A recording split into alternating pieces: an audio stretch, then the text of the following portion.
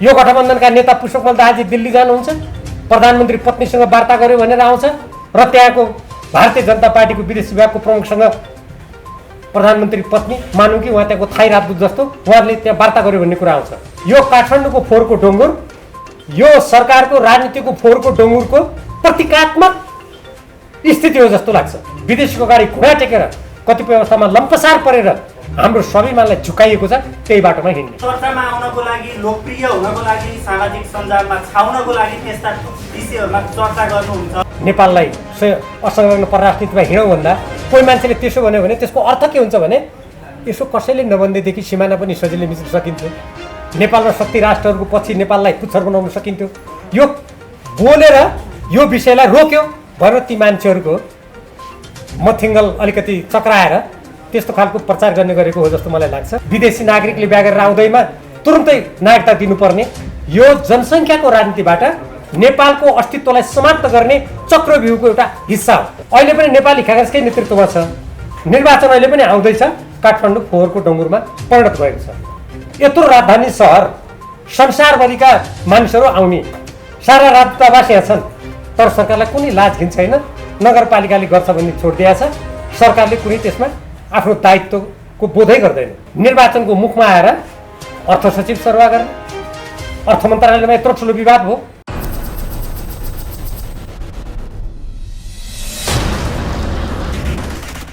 हिजो मात्रै गठबन्धन सरकारले आगामी मक्सिर 4 गते सङ्घीय संसद तथा प्रदेश सभाको निर्वाचनको मिति तय गरेको छ। यो मिति तय गरिनु सामान्य प्रक्रिया हो, जुनसुकै सरकारले पनि त्यो गर्न पर्थ्यो, यो सरकारको कर्तव्य हो। यो कुनै अस्वाभाविक एकदमै ठुलो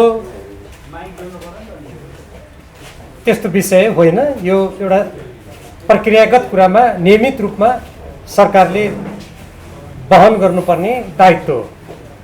यद्यपि हाम्रो देशको सन्दर्भमा आम निर्वाचन निष्पक्ष, स्वतन्त्र र भयरहित वातावरणमा सम्पन्न हुने नहुने कुराले हाम्रो लोकतन्त्र, नेपाली जनताको अधिकारको समुचित सदुपयोग गर्ने कुरालाई प्रभावित गर्छ।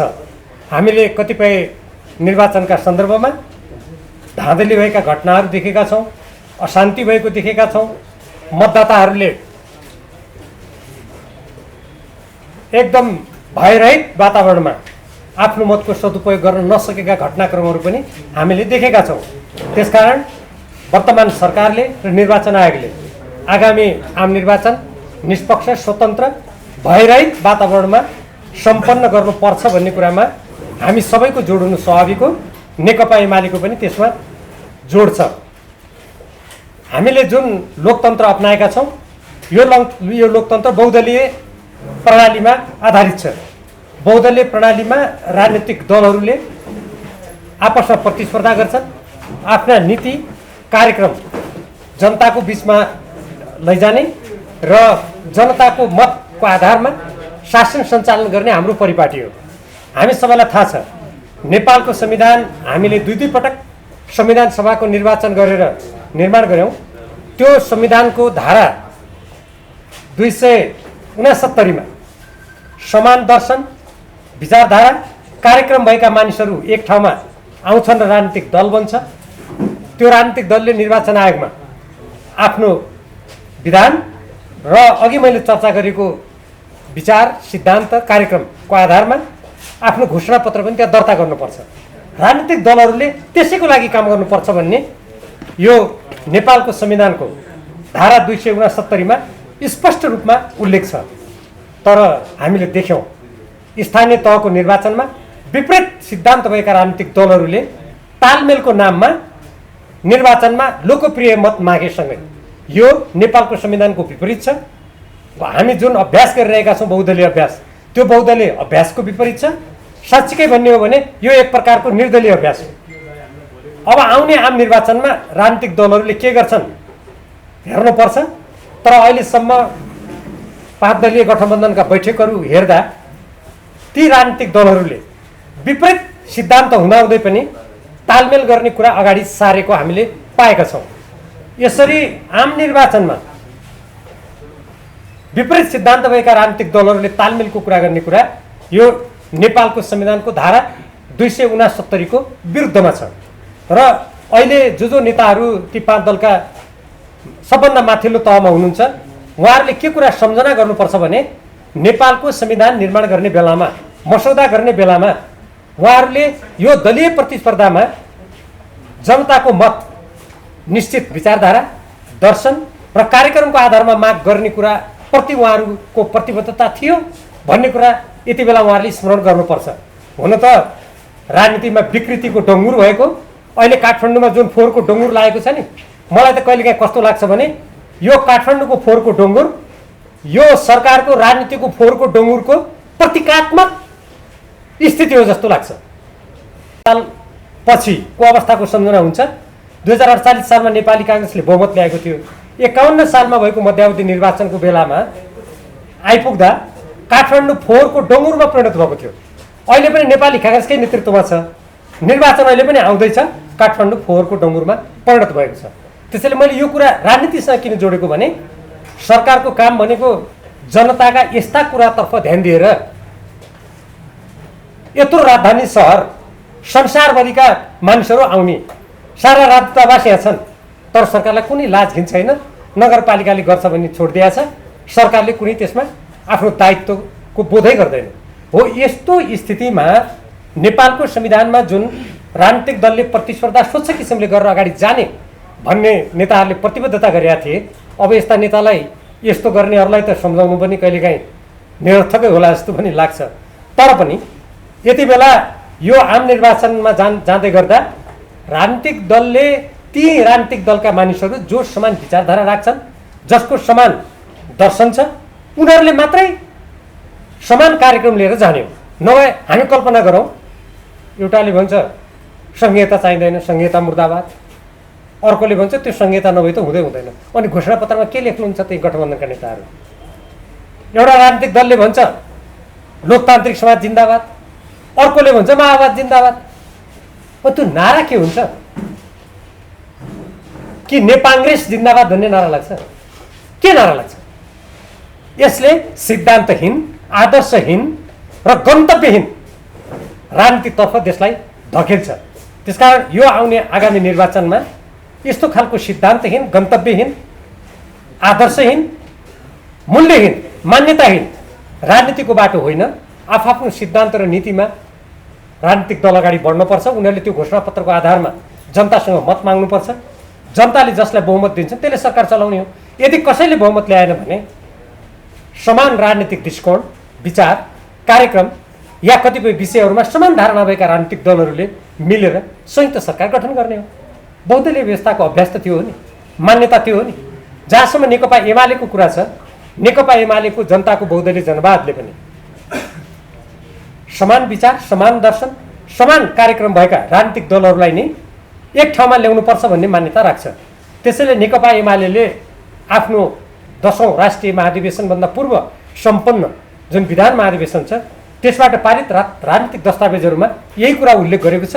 तदनुकूल नै अगाडि जानुपर्छ भन्ने मेरो धारणा छ। किनभने यो धारणा नेपालको संविधान, राजनीतिक दलका घोषित नीतिहरू, कार्यक्रम अनुकूल छ, त्यसमा आधारित छ। निर्वाचन आयोगमा जुन जुन राजनीतिक दलले आफ्ना घोषणापत्र दर्ता गर्नुभएको छ ती घोषणापत्र हेरौँ त, त्यहाँ उहाँहरूले के लेख्नु भएको छ? अनि एउटाले भन्छ म पूर्व जान्छु, अर्कोले भन्छ पश्चिम जान्छु, अनि भन्छन् हामीसँगै गएर मत माग्छौँ। यो घोर अवसरवाद हो। अवसरवादले देशलाई कुनै पनि गन्तव्यमा पुर्याउँदैन, त्यो राजनीतिलाई स्वच्छ बाटोमा पनि लाँदैन, त्यसलाई विकृत तुल्याउँछ र अन्ततः गएर दुःख पाउने जनता हुन्छन्, क्षति बेहोर्ने देश हुन्छ। त्यसैले नेकपा एमाले पनि तदनुकूल नै अगाडि बढ्नुपर्छ भन्ने मेरो धारणा छ। अब भर्खरै निर्वाचनको घोषणा गर्दा गर्दै नेपाल सरकारले केही सचिवहरूको सरुवा गरेका छ, कतिपय नियुक्ति गरेको छ। हामी विधिबाट चल्छौँ, कानुनी शासनबाट चल्छौँ र हामी देशलाई राजनीतिक स्थायित्व दिन्छौँ, सुमार्गमा लैजान्छौँ भनेर यो सरकार गठन भएको थियो। र हामीले त्यति बेला प्रतिनिधि सभा भङ्ग गर्नु हुँदैन किन भनेका थियौँ भने नेपालको संविधानले प्रतिनिधि सभालाई विकल्प छौन्जेल विघटन गर्नुहुन्न भन्ने मान्यता राखेको थियो। सबै राजनीतिक दलहरूले त्यो संविधानको मसौदा गर्दा त्यसमा सहमति जनाएका थिए। म पनि त्यो मसौदा गर्ने समितिको सदस्य थिएँ त्यति बेला। मलाई त्यो कुराको सम्झना छ। त्यो उद्देश्यले त्यो गरिएको थियो। तर यो सरकारले सरकार गठन भएको यत्रो समयसम्म केही पनि नगर्ने, मिलेनियम च्यालेन्ज कर्पोरेसन एमसिसी जस्तो संयुक्तलाई रातारात हल्लाको बिचमा सङ्घीय कानुन नल्याई यत्रो देशभक्त नेपालीको आवाजलाई व्यवस्था गरेर त्यसलाई अनुमोदन गर्ने, अमेरिकी राज्य साझेदारी कार्यक्रम अमेरिकाको उटा राज्यसँग त्यहाँको सुरक्षा अङ्गलाई नेपालमा, त्यहाँको सुरक्षाकर्मीलाई नेपालमा अखाडा बनाउन दिएर नेपालको स्वतन्त्र परराष्ट्र नीति, असंलग्न परराष्ट्र नीति, पञ्चशीलका सिद्धान्त, स्वतन्त्रतामा आफ्नो स्वतन्त्रतापूर्वक आफ्नो राष्ट्रिय हितलाई सर्वोपरि ध्यानमा राखेर संयुक्त राष्ट्रको बडापत्र विश्व शान्तिलाई समेत मनन गरेर अगाडि बढ्नु पर्ने मान्यता विपरीत त्यो राज्य साझेदारी कार्यक्रमलाई अगाडि बढाउन खोज्ने देशभक्त नेपालीहरूको विरोध, व्यापक सञ्चार जगत, नेपाली जनता, सांसद धेरैको विरोधको कारणले गर्दा त्यो राज्य साझेदारी कार्यक्रमलाई अगाडि नबढाउने भन्न सरकार बाध्य भयो। हामी सबैलाई थाहा छ। मन्त्री परिषदले निर्णय गर्यो, अमेरिकालाई पत्र पठायो भनेको छ, त्यो पत्र नेपाली जनताका सामु ल्याउनुपर्छ, नेपाली जनताले थाहा पाउनुपर्छ भन्दा यो सरकार अहिलेसम्म बाहिर ल्याउँदैन। अनि यसका मन्त्रीहरू के भन्नुहुन्छ भने होइन यो पत्र ल्या भनेर हामीले अविश्वास गरेको।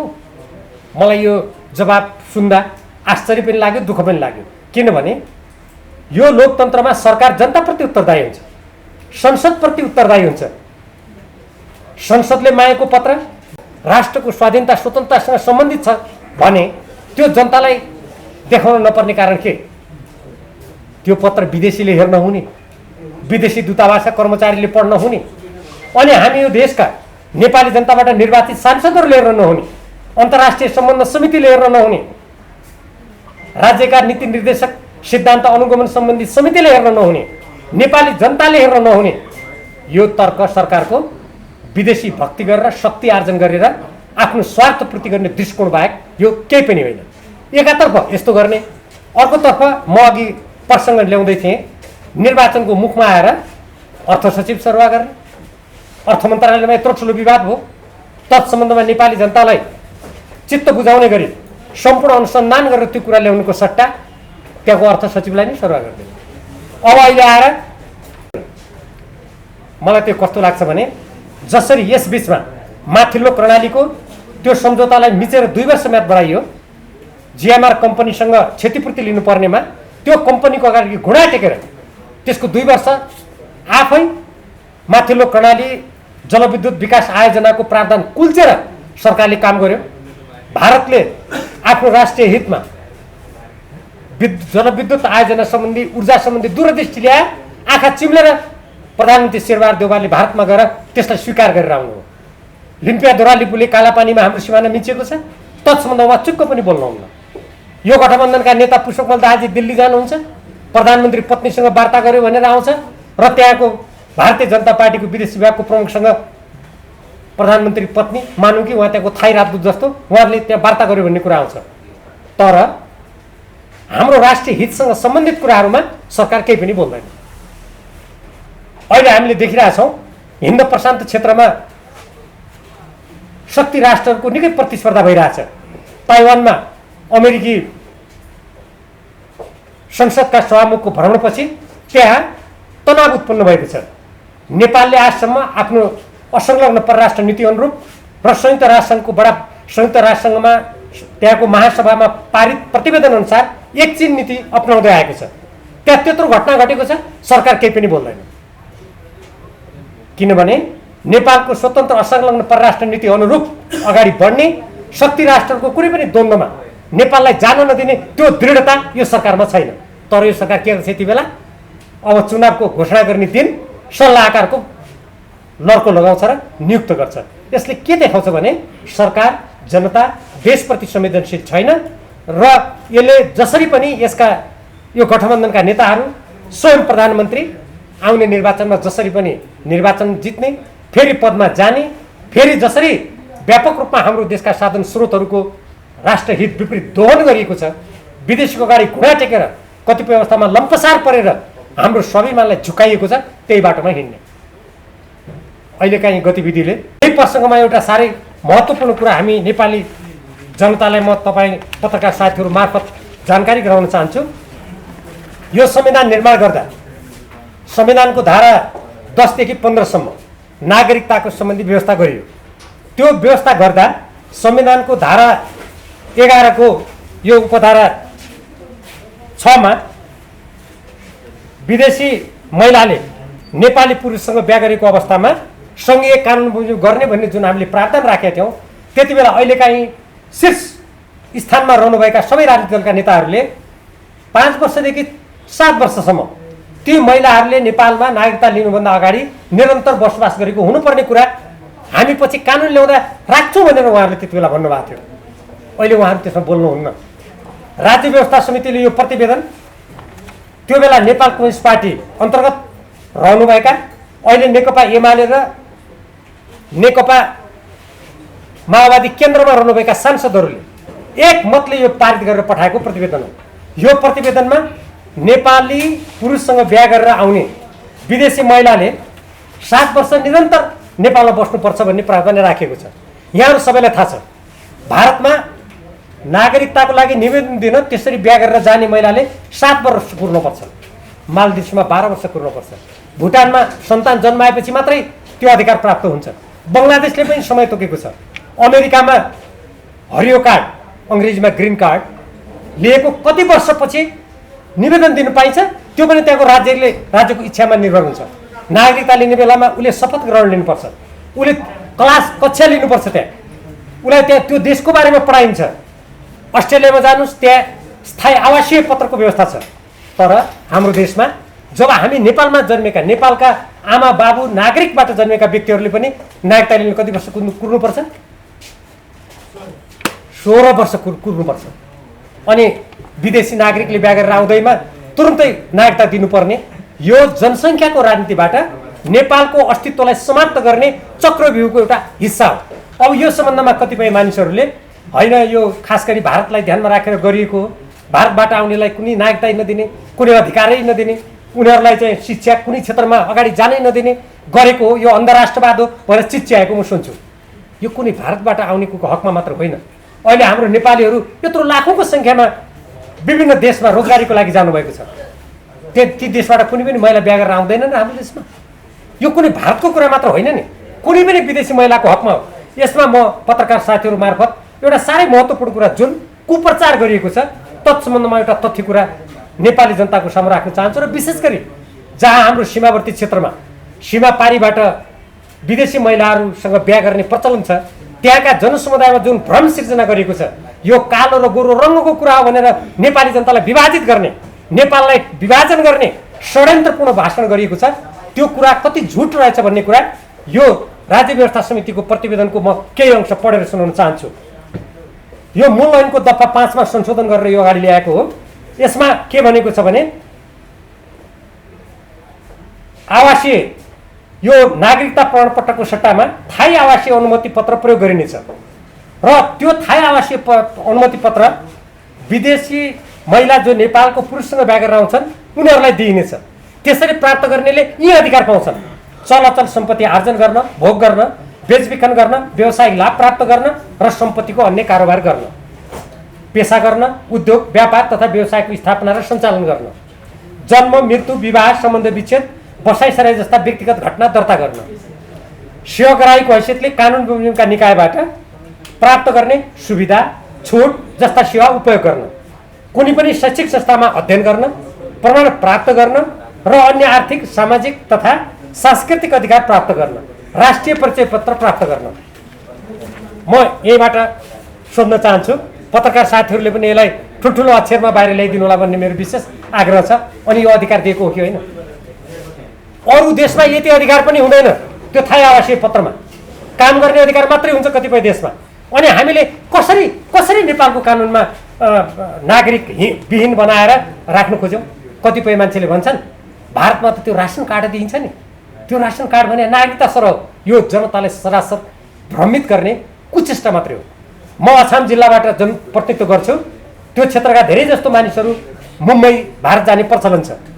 त्यहाँ 30औं वर्ष 40औं वर्ष बसेर रासन कार्ड अर्थात् खाद्यान्न किन्नुको लागि त्यो सस्तो खाद्यान्नको लागि एउटा परिचय पत्र हो त्यो पाएका मानिसहरूले कहिले नागरिकता पाएका छैनन्। भारत सरकारले आसाममा भएका 40 लाख व्यक्तिहरूलाई नागरिकता दिनुपर्छ भनेर त्यहाँ आन्दोलन हुँदा हामी दिनु भन्ने सोचे। किनभने नागरिकता भने त देशको स्वाधीनतासँग गाँसेको छ नि, देशको भविष्य एउटा अस्तित्वसँग गाँसेको विषय हो। यो कुनै यत्तिकै विदेशी आयो बाँडिदिउँ भन्ने हो र? कोही मान्छे भन्छन् होइन हाम्रो देश त गरिब छ, किन आउँछन् को? यहाँ नागरिकता खुला गरिदियो भइगयो नि, विकसित देशका मान्छे यहाँ किन आउँछन्? यो नागरिकता कडा गर्छ, हाम्रो त आर्थिक स्थिति कमजोर छ, कोही नआउने रहेछन् नि त। अनि हामी कडा बनाउँछौँ भन्दा किन विरोध गरेका त त्यसमा? यो के हो भने नेपालीहरूलाई नेपालमा अल्पमतमा पार्ने, हाम्रो देशको स्वाधीनतामा आँच पुर्याउने षड्यन्त्रको कुप्रचार मात्रै हो। यस्तो कुरामा यो गठबन्धन सरकार संवेदनहीन भयो। उसले यो राज्य व्यवस्था समितिको 22 महिना 2 वर्ष लगाएर अध्ययन गरेर पठाएको प्रतिवेदनलाई उसले अगाडि बढाएन। उसले त्यहाँ हतारमा प्रतिनिधि सभाबाट राति 8:30 बजे यो नागरिकता सम्बन्धी विधेयक पारित गर्यो। यो मैले अहिले किन राखेको हो भने यो निर्वाचनसँग पनि गाँसिन्छ। किनभने नागरिकहरूले मतदान गर्ने हो। जब विदेशी नागरिकको बाहुल्यता हुन्छ त्यति बेला कतिपय देशले आफ्नो स्वतन्त्रता गुमाएका कुरा हामीले त देखेकै छौँ नि। एकातर्फ नेपाललाई सैनिक अखाडा बनाउनुको लागि षड्यन्त्र गर्ने, अर्कोतर्फ नागरिकतालाई खुकुलो बनाएर विदेशीहरूलाई भित्र्याउने यदि कुनै काम गर्छ भने त्यो सरकार जनता देशप्रति उत्तरदायी हो, त्यसले यो देशको कल्याण गर्छ भनेर कसैले पनि भन्न सक्दैन। त्यसकारण अब आउने निर्वाचनमा नेपाली जनताले यी सम्पूर्ण कुरालाई ध्यानमा राखेर हामीले जुन यत्रो ठुलो त्याग बलिदानबाट यो लोकतन्त्र ल्यायौँ, गणतन्त्र ल्यायौँ, यो लोकतन्त्र गणतन्त्र भनेको हामीले हाम्रो देशको स्वाधीनता गुमाउनुको लागि ल्याएको होइन। हामीले पराधीन हुनुको लागि, कसैको सैनिक अखाडा बन्नुको लागि, कुनै शक्ति राष्ट्रको पिछलग्गु भएर नेपाली जनताको स्वाभिमान गुमाउनुको लागि यो परिवर्तन ल्याएको हो र? होइन नि। हामीले त असमान सन्धि समझौतालाई समाप्त गर्ने, हाम्रो स्वाभिमानलाई बलियो बनाउने, हाम्रो राष्ट्रलाई आर्थिक रूपमा समृद्ध बनाउने आज लाखौँ नेपालीहरू मुगलान पसेर विदेशीको धरतीमा पसिना चुहाइरहेका छन्, त्यो नगर्नुको लागि हामीले ल्याएका हौँ। त्यसैले नेपाली जनताले अवश्य पनि आउने आम निर्वाचनमा यी सबै कुराले ध्यानमा राखेर आफ्नो मतको सदुपयोग गर्नुहुनेछ भन्ने मलाई पुरा विश्वास छ। र पत्रकार साथीहरूले यत्रो ठुलो सङ्ख्यामा यी कुराहरूलाई महत्त्वका साथ अगाडि बढाइदिनुहुनेछ भन्ने मैले विश्वास गरेको छु। धन्यवाद। सरकारले निर्वाचन घोषणा गरेसँगै अब तपाईँहरूको यो विघटन हुन्छ हुँदैन के छ, यो प्रावधानमा के राखिएको छ र कहिलेसम्म तपाईँहरू संसदमा भन्नुहुन्छ र त्यसपछि अब सँगसँगै अहिले नागरिकताको विधेयक जसरी समक्ष गएको अब यसलाई कुन तरिकाबाट यिनीहरूले सम्बोधन गर्ला के छ, त्यसको विषयमा के छ? संसदको खास गरी प्रतिनिधि सभाका सदस्यहरू र प्रदेश सभाका सदस्यहरूको समयावधि यो संविधानले 5 वर्ष भनेर निर्धारण गरेको छ। अब यसलाई कसरी व्याख्या गर्ने भन्ने सम्बन्धमा निर्वाचन आयोगको तर्फबाट मनोनयन गर्ने दिनसम्म ती व्यक्तिहरूको सदस्यता कायम रहन्छ, मनोनयन गरेपछि समाप्त हुन्छ भनेर उसले व्याख्या गरिसकेका छ। अब जहाँसम्म नागरिकताको कुरा राष्ट्रपति कहाँ प्रमाणीकरणको लागि गएको छ, के होला भन्ने कुरा अब त्यो त राष्ट्रपतिको कुरा हो, मैले भन्न मिल्दैन। हाम्रो देशको राष्ट्रपति भनेको संवैधानिक राष्ट्रपति हो। राष्ट्रपतिलाई विधेयकको सम्बन्धमा के अधिकार दिइएको छ भने कानुनबाट, संविधानबाट उहाँले कुनै विषयमा यस्तो विधेयक आयो भने त्यसमा संसदलाई पुनर्विचार गर्नुको लागि भन्न सक्ने अधिकार छ र त्यो फिर्ता पठाएर फेरि पुनर्विचार गर्नुको लागि एकचोटि पठाउन सक्ने अधिकार दिएको छ। यदि राष्ट्रपतिले त्यो गर्नुभयो भने संसदले त्यसमा पुनर्विचार गर्छ वा पहिले जे छ त्यही गर्छ, उसको कुरा भयो। फेरि संसदबाट फेरि त्यसलाई पठाइयो भने त्यति बेला राष्ट्रपतिले त्यसलाई मान्नै पर्छ। हाम्रो कानुनी व्यवस्था त्यो छ। अब राष्ट्रपतिले के गर्नुहुन्छ भन्ने कुरा उहाँको कुरा हो। जस्तो यो संसदमा जति बेला नागरिकता विधेयकको विषयमा छलफल चलिरहेको थियो, नेकपा एमाले केही रूपमा त्यसलाई प्रतिवाद पनि गर्यो, तर तपाईँले भन्नुभयो रातारात पास गरियो त्यो नागरिकता विधेयक भन्नुभयो। त्यो रातारात पास गर्दै गर्दा नेकपा एमाले पनि त त्यो सदनमै थियो, अनि कसरी रातारात पारित गर्यो? तपाईँहरूले त प्रतिपक्षको परिभाषालाई नै चेन्ज गरिदिनु भयो नि। अहिले हामीले गरेनौँ। यहाँहरूलाई थाहा छ, म जानकारी गराउँ। यो नागरिकता विधेयक सम्बन्धमा जुन यो राजनीतिक प्रतिवेदन थियो, यो प्रतिवेदनलाई स्वीकार गरियोस् भनेर हामीले माग गरेका थियौँ। एक। दोस्रो, जब जबरजस्ती सरकारले बहुमतको आडमा त्यहाँ यो नागरिकता सम्बन्धी विधेयक ल्यायो गठबन्धन सरकारले, त्यसपछि हामीले यसमा संशोधन हाल्यौँ। नेकपा एमालेका मात्रै 30 जना सांसदहरूले हामीले यसमा संशोधन राखेका थियौँ। 45 जना सांसदहरूले 94 संशोधन राखेका थियौँ। यत्रो ठुलो संशोधन राखेको विधेयकलाई समितिमा लगेर छलफल गराउनु सरकारको कर्तव्य हुन्थ्यो। तर उसले के गर्यो? समितिमा नलगेर त्यो संसदमा लगातार 8:30 बजेसम्म उसले बहुमतको आडमा त्यसलाई अगाडि बढायो। त्यसैले मैले राति पारेर यो जबरजस्ती अगाडि बढायो। मैले त्यसैले भने यो मैले काल्पनिक रूपमा भनेको होइन कि सरकारले गरेकै त्यही हो। तर त्यसमा अब हामीले के गर्यौँ भन्ने कुरा जुन छ, हामीले त विरोध गर्यौँ। अब लोकतन्त्रमा त हामीले आफ्नो कुरा राख्ने हो, सब कानुन बमोजिम संशोधन राख्ने हो। हामीले त्यो गरेका थियौँ, तर सरकारले त्यो कुरा सुनेन। त्यसै कारणले मैले यो जबरजस्ती राति अगाडि बढायो भनेको हो। अब आगामी चुनावबारे नेकपा एमालेको चाहिँ पोजिसन के हो? तपाईँहरू यही एजेन्डालाई लिएर अगाडि जानुहुन्छ? मैले अघि नै पनि अलिकति भने हाम्रो जुन विधान महाधिवेशन भएको थियो नेकपा एमालेको, त्यहाँ हामीले राष्ट्रियतासँग सम्बन्धित, जनजीविकासँग सम्बन्धित, आर्थिक विषयहरू, हाम्रो प्राकृतिक साधन स्रोतसँग सम्बन्धित विषयलाई अगाडि सारेका छौँ। असमान सन्धि सम्झौताहरूलाई विरोध गर्नुपर्छ। हाम्रा साधन स्रोतहरू नेपालको राष्ट्रको हितमा हामीले त्यसलाई अधिकतम सदुपयोग गर्नुपर्छ। अहिले जसरी यो अमेरिकी राज्य साझेदारी कार्यक्रम एसपीपी जस्ता कुराहरू अगाडि सारेर नेपाललाई कुनै शक्ति राष्ट्रको पछि लगाउने र नेपाललाई एउटा द्वन्द्वमा धकेलिदिने, चीन र भारत जस्ता विशाल देशहरूको माझमा रहेको नेपाललाई यसको संवेदनशील भूराजनीतिलाई नबुझेर वा त्यसप्रति आँखा चिम्लेर राष्ट्रलाई सङ्कटग्रस्त बनाउने जस्ता कुराको विरोध नेकपा एमाले गर्नुपर्छ, गर्छ। र यसले नेपाली जनता, नेपाल र हाम्रो स्वतन्त्र परराष्ट्र नीति, हाम्रो राष्ट्रिय सुरक्षा नीतिको पक्षमा जनताको बिचमा आफ्ना कुराहरू लिएर जनतासँग मत माग्नुपर्छ भन्ने लाग्छ मलाई। मान्यज्यू, तपाईँलाई एउटा आरोप लाग्ने गर्छ, तपाईँले हेर्नुहुन्छ होला, त्यो आरोप तपाईँलाई पनि थाहा होला।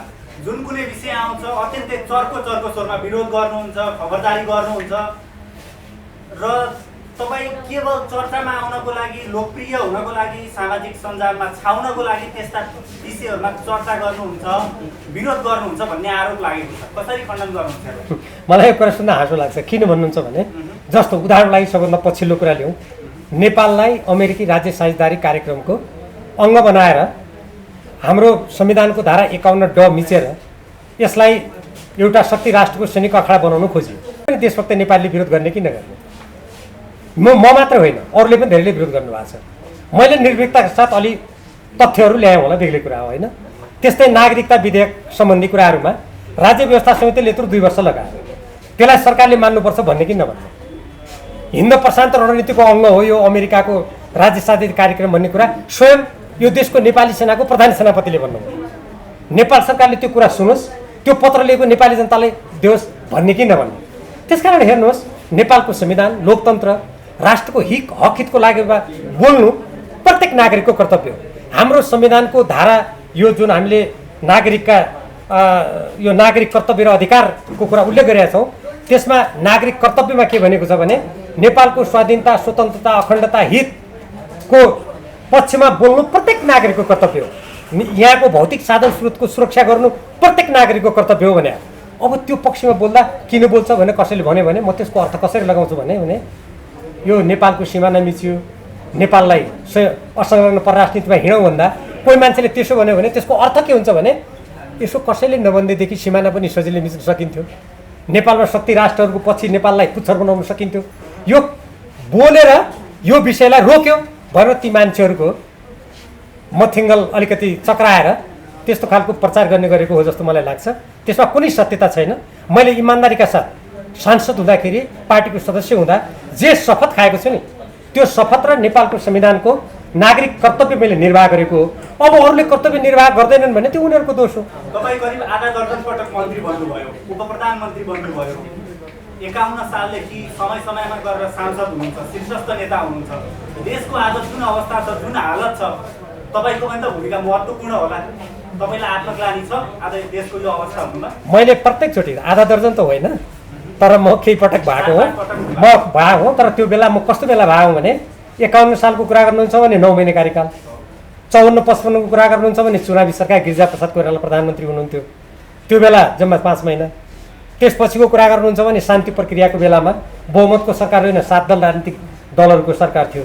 सबभन्दा पछिल्लो कालमा केपी ओलीजी प्रधानमन्त्री हुनुभएको बेलामा पनि 5-6 वटा राजनीतिक दलहरू थिए। त्यो कुनै एक दलको सरकार र आफ्नो कानुन, नियम, कार्यक्रम लागू गर्ने बेला थिएन। तर पनि मैले त्यति बेला नेपालको कार्यकाल त राम्रै गर्नु अब त्यति बेला मैले त्यो बेला म गृहमन्त्री हुँदाखेरि यहाँहरूलाई थाहा छ देशको शान्ति प्रक्रियामा माओवादी सेनाका पूर्व लडाकुहरूलाई शान्ति प्रक्रियामा ल्याउने राष्ट्रिय सुरक्षा नीति लागू गर्ने त्यो काम मैले गरेँ होइन। तर मैले प्रमुख व्यक्ति भएर जस्तो देशको प्रधानमन्त्री या पार्टीको प्रमुख भएर मात्रै देशलाई सिङ्गै रूपमा दिशानिर्देशन दिन सक्ने हो। मैले त उनीहरूको अति मातहतमा रहेर काम गर्नुपर्ने हो। तर पनि मैले मातहतमा काम गर्दा राष्ट्रको पक्षमा चाहे त्यो नाकाबन्दीको बेला होस्, चाहे राष्ट्रिय सुरक्षा नीति ल्याउने कुरा होस्, चाहे सिमाना सुरक्षा गर्ने कुरा होस्, मैले आफूले इमान्दारीका साथ त्यो कर्तव्य निर्वाह गरेको छु। र मैले कहीँ पनि अहिले जस्तो कतिपय मानिसहरूले राष्ट्रको हित विपरीत काम गरेका छन् त्यो मैले गरेको छैन। त्यसकारण मैले आफ्नो गरेको काममा म गौरव अनुभव गर्छु, गलानी गर्नुपर्ने केही पनि छैन। Thank you so much. धन्यवाद। मानिसु अब त्यसो अब तपाईँहरू पार्टीमा अब यो अब आउने चुनावी तयारीमा तपाईँहरू गठबन्धनमा जानुहुन्छ या कस्तो तालमेल हुन्छ, के तयारी गर्नु भएको छ, केही त कुराहरू भएको होला नि? तालमेलको सम्बन्धमा मैले अघि नै संविधानको धारा 269 को पनि मैले चर्चा गरेँ। अब नेकपा एमाले के निर्णय गर्छ भन्ने कुरामा अहिले कुनै बैठक भएको छैन होइन। अब बैठकपछि छलफल होला। तर मेरो धारणा के छ भने नेपालको संविधानको धारा 269 बमोजिम राजनीतिक दलले समान विचारधारा समान दर्शन भएकोसँग मात्रै त्यसरी जान मिल्छ। विपरीत विचार भएकाहरूसँग तालमेल गर्नु भनेको सिद्धान्तहीन संविधान विपरीत कुरा हो भन्ने मेरो धारणा हो। अब नेकपा एमालेको त बैठक हुनु बाँकी छ। धन्यवाद।